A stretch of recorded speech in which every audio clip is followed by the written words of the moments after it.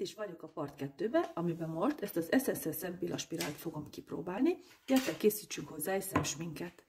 Egy sötétbarna színt fel fogok vinni ide belülre a szemzugamba, vagyis nem is a szemzugamba, hanem a szemöldök alá. Körülbelül így. És most veszek egy világosabb barna színt, amivel szépen el fogom satírozni az éleket. Jelenleg így néz ki, nem túl biztató, de lássuk, mit hozok ki belőle. Ugyanezt a sötétbarna színt fel fogom vinni a szemem külső részére is. És ugyanúgy elsatírozom egy világos barnább színnel. És most még egy kicsit szorosan a szempillatövembe húzok egy fekete tusfélét, de ugyanúgy szemhéjpúderből. Egy tiszta ecset segítségével egy kicsit elpuhítom. Így néz neki.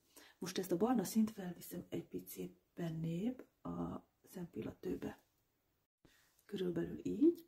És most egy korrektor segítségével egy kicsit élesítem a végeket. A vízvonalamat úgy döntöttem, hogy fehérrel fogom kihúzni. És úgy döntöttem, hogy ide a fehér részre felviszek egy ilyen nagyon szép csillámos színt. Így már sokkal jobb szerintem. És így néz ki.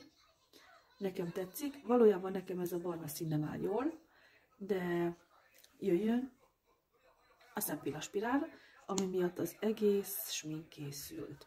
A feje nagyon jó, ilyen rugalmas, habár én ezeket a szilikon fejeket annyira nem preferálom, de lássuk.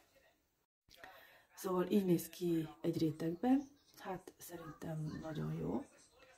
És felviszem a másik szememre is, miután megszáradt, még felviszem egyszer a szempillámnak a külső részére.